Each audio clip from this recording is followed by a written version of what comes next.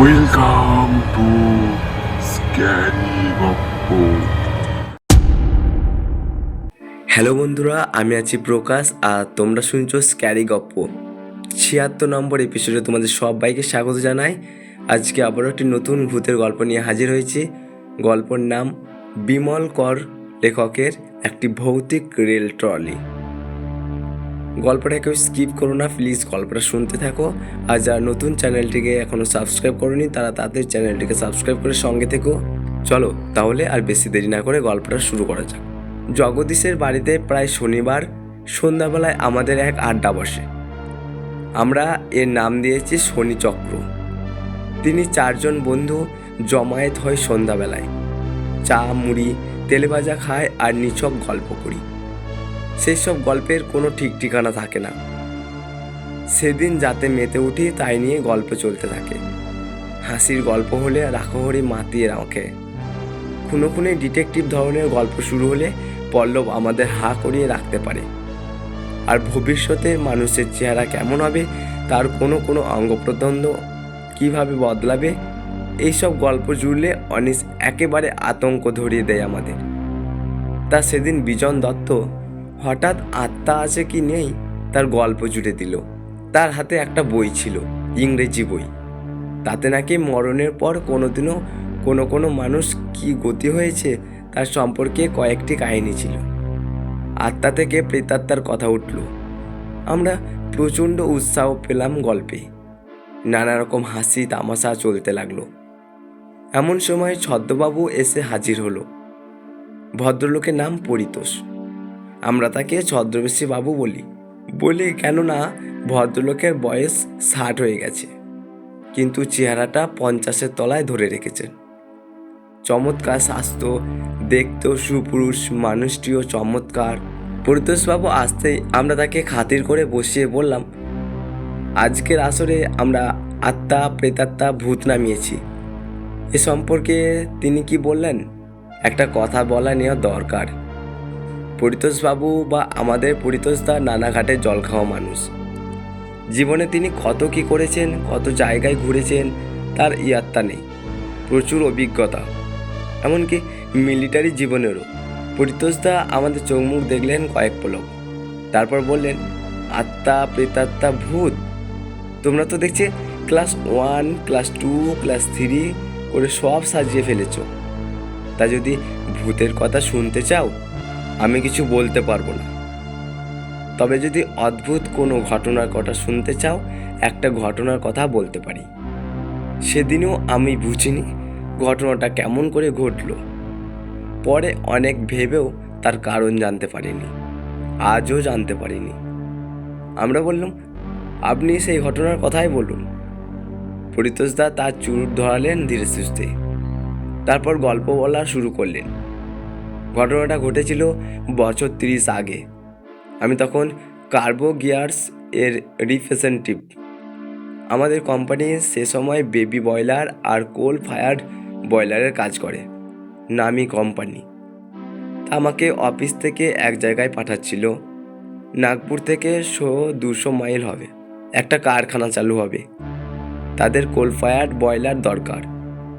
কাগজপত্র ড্রয়িং আমাদের কাছে যা মজুদ আছে তার ক্যাটালগ, দামের ফিরিস্তি ইত্যাদি নিয়ে আমার যাওয়ার কথা। গোছগাছ করে বেরিয়ে যাব এমন সময় ছোট সাহেব ডেকে পাঠালেন। তার ঘরে গিয়ে দেখা করতে 2-10টা কাজের কথার পর হঠাৎ বললেন, মুখার্জি, তুমি যদি বাড়তি কাজ সেরে এসো ভালো হয়। বললাম, কি কাজ?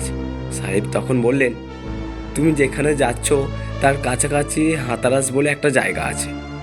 লাস্ট ওয়ারের সময় ওখানে ব্রিটিশদের একটা লুকানো ওয়ার বেস ছিল।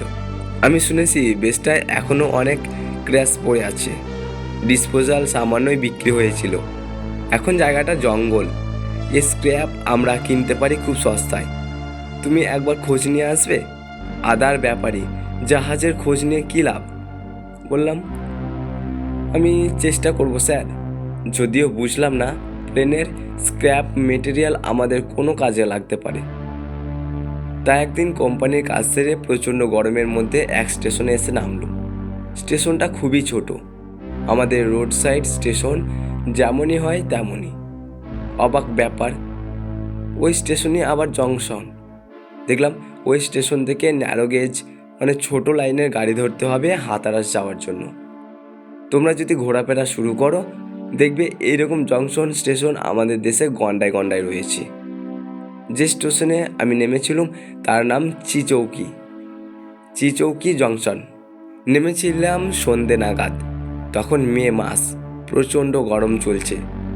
রেলগাড়িতে আমি সিদ্ধ হয়ে গিয়েছি অর্ধেক।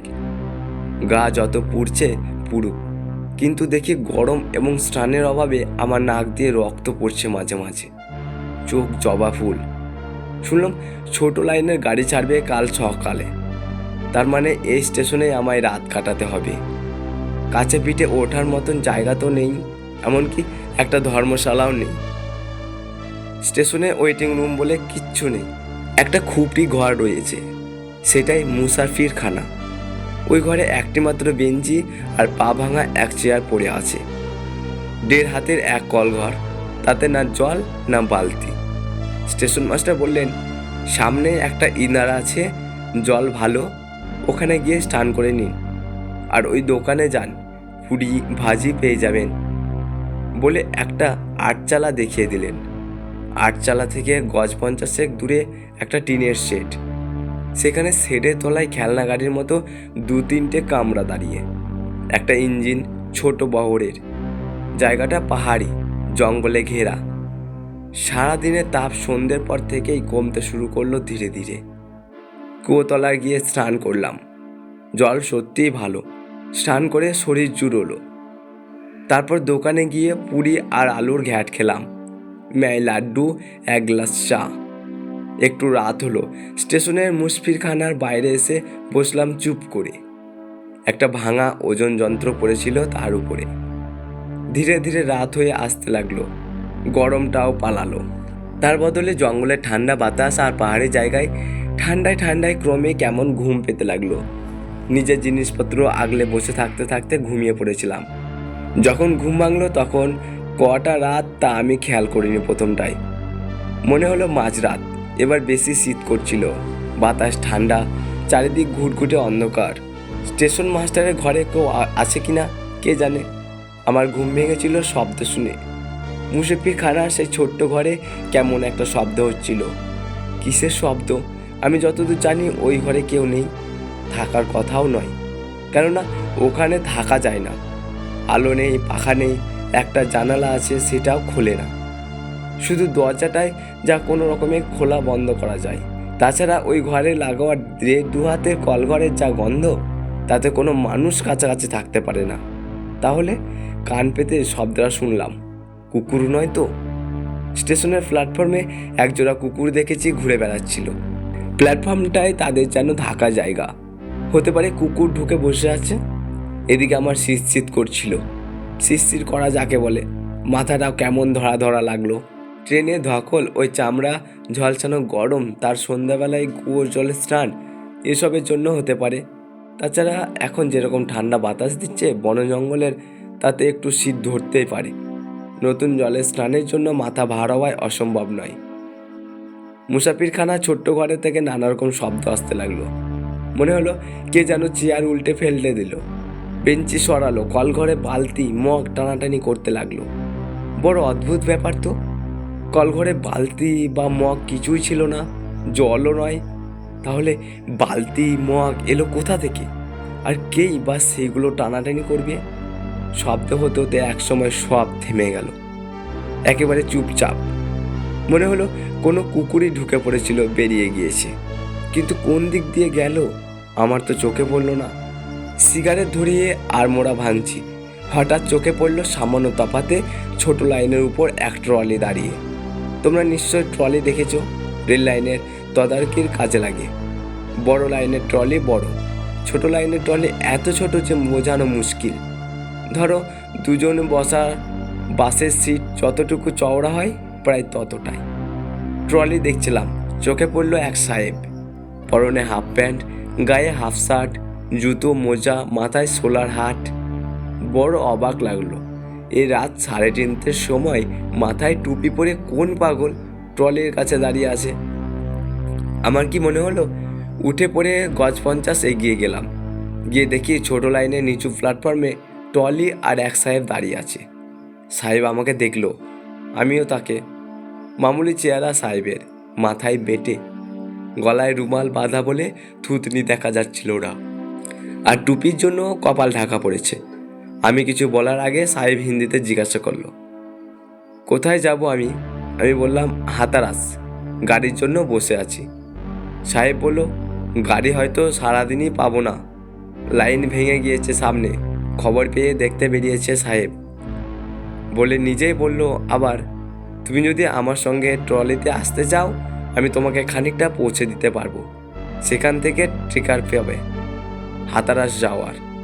রাজি হব কি না হব করে শেষ পর্যন্ত রাজি হলাম।